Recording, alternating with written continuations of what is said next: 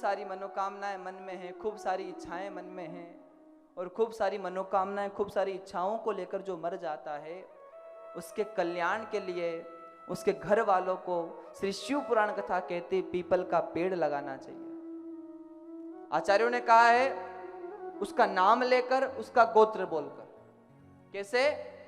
बोले जिसके मन में बहुत इच्छा थी, बच्चों का विवाह करना था, घर बनाना था, गाड़ी लानी थी, खूब सारी इच्छाएं थी, पर अकाल मृत्यु या किसी कारणवश प्राण निकल गए, तो उनके घर वालों को उसकी गति के लिए पीपल का पेड़ या पौधा लगाना चाहिए। और आचार्य कहते हैं जब तक वो पीपल का पेड़ धरातल पर रहता है तब तक वो व्यक्ति भगवान विष्णु के वैकुंठ में वास करता है महाराज।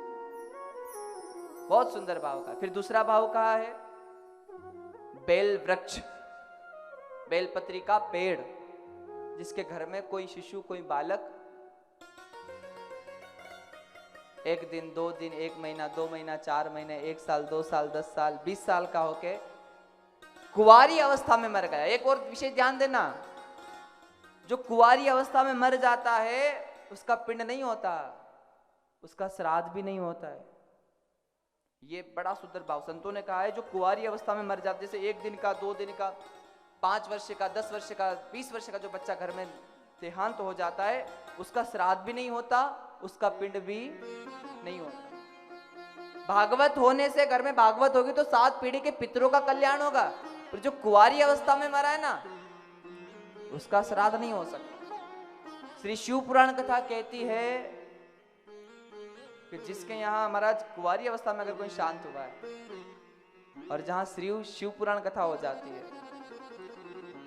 तो 1 पीढ़ी नहीं, 7 पीढ़ी नहीं, 14 नहीं, 21 नहीं, 51 नहीं, 71 पीढ़ी में भी कोई शिशु योनि में शांत हुआ होगा, कुंवारी अवस्था में शांत हुआ होगा, तो श्री शिव पुराण कथा के महाराज भाव से, श्री शिव महापुराण कथा के फल से वो भी मुक्त हो जाता है और शिव लोक में चला जाता है महाराज। बोले शंकर भगवान की।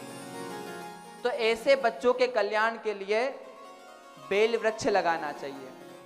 और तीसरा, जिसने अपना जीवन पूर्ण भाव से जिया है, उन लोगों के कल्याण के लिए महाराज वट वृक्ष लगाना चाहिए। ये तीनों पौधों की महाराज, तीनों वृक्षों की पूजा की महिमा, तुलसी, बेलवृक्ष, शमी, आकड़ा, पीपल और वट वृक्ष, इनकी पूजा का बड़ा सुंदर सा शिव पुराण कथा में महत्व कहा है। बोले शंकर भगवान की जय।